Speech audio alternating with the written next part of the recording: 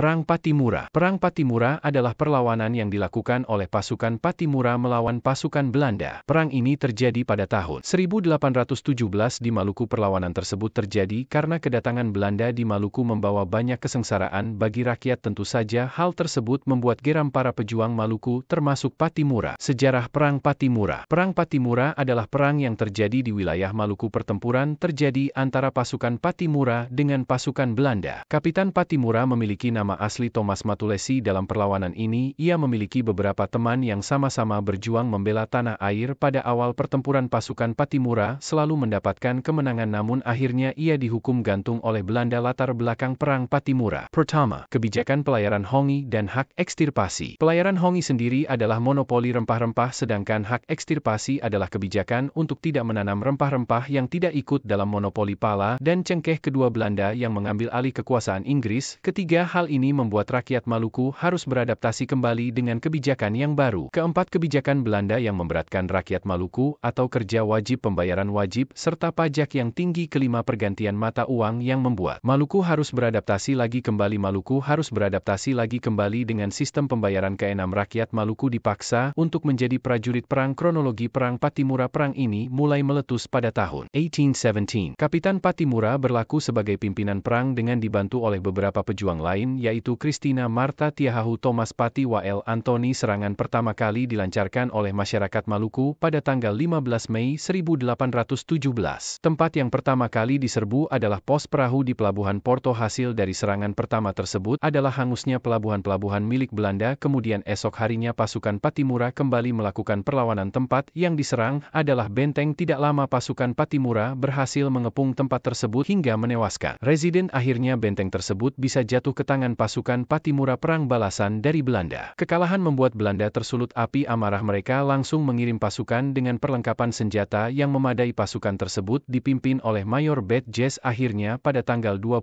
Mei 1817 pertempuran kembali meletus di Saparua. Kemenangan jatuh ke tangan pasukan Pattimura sedangkan Mayor Badges tewas. Dalam pertempuran tersebut pasukan Pattimura terus melakukan serangan hingga membuat Belanda kewalahan. Belanda akhirnya meminta bantuan dari pasukannya yang ada di Ambon. Setelah mendapatkan pasukan bantuan, Belanda kembali menyerang pasukan Pattimura secara besar-besaran. Pasukan Belanda kala itu dipimpin oleh Kapten Lisnet dan Kapten Meyer. Serangan pertama dilancarkan ke benteng pertahanan Pattimura. Akhir perlawanan Perang Pattimura. Pasukan Pattimura akhirnya terdesak. Mereka mengosongkan benteng dan melarikan diri. Akhirnya benteng tersebut kembali jatuh ke tangan Belanda. Satu demi satu teman seperjuangan Pattimura yang menjadi pemimpin pasukan tertangkap. Bahkan Pattimura juga ikut menjadi tawanan. Ini adalah masa-masa kekalahan pasukan Pattimura. Setelah berhasil menangkapnya, Belanda mengajak Pattimura untuk berunding, tetapi selalu ditolak. Hukuman gantung diberikan kepada Pattimura pada tanggal 16 Desember 1817. Proses hukuman gantung Pattimura dilakukan di benteng New Victoria, Ambon. Kata-kata terakhir yang diucapkan Pattimura sebelum kematiannya adalah Pattimura